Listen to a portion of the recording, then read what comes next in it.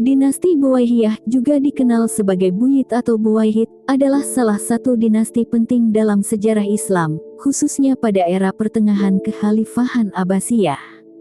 Dinasti ini berasal dari Persia dan menganut mazhab Syiah Itsna Asyariyah, Syiah 12 imam. Mereka berkuasa pada abad ke-10 dan berhasil menguasai jantung pemerintahan kekhalifahan Abbasiyah di Baghdad, meski tetap mempertahankan Khalifah Abbasiyah sebagai simbol kekuasaan. Asal-usul dan latar belakang. Asal-usul, dinasti ini didirikan oleh 3 bersaudara dari keluarga Dailam di Persia bagian utara, sekarang Iran, yaitu 1. Ali bin Buwaih, 2. Hasan bin Buwaih, 3. Ahmad bin Buwaih. Mereka berasal dari suku Dailam, kelompok militer kuat dari wilayah pegunungan di selatan Laut Kaspia. Pada awalnya, mereka hanya bekerja sebagai tentara bayaran. Ali bin Buwaih, yang tertua, berhasil menunjukkan kecakapan militernya dan mendapatkan kedudukan penting dalam pemerintahan di Persia Barat Daya, khususnya Fars. Pendiri dan awal berdirinya dinasti. Dinasti Buwaihiyah secara resmi berdiri pada tahun 934 322 setelah Ali bin Buwaih merebut kota Syiraz di wilayah Fars dan mengukuhkan kekuasaannya. Tahun 945 334 merupakan titik penting ketika Ahmad bin Buwaih, dikenal dengan gelar Mu'iz ad-Daulah, berhasil menguasai Baghdad, pusat kekuasaan kekhalifahan Abbasiyah. Meskipun kekhalifahan Abbasiyah tetap berdiri, kekuasaan sebenarnya berada di tangan dinasti Buwaihiyah. Khalifah hanya berfungsi sebagai simbol religius, sedangkan Buwaihiyah adalah penguasa de facto.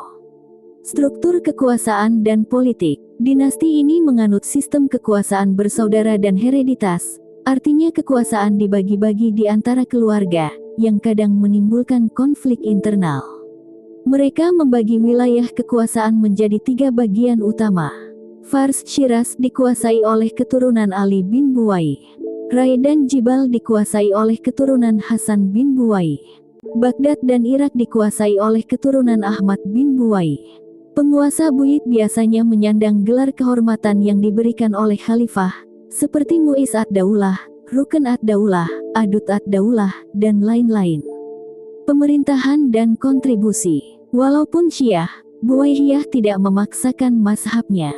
Mereka relatif toleran terhadap Sunni dan mazhab lain. Mereka sangat mendukung perkembangan ilmu pengetahuan, sastra, dan filsafat.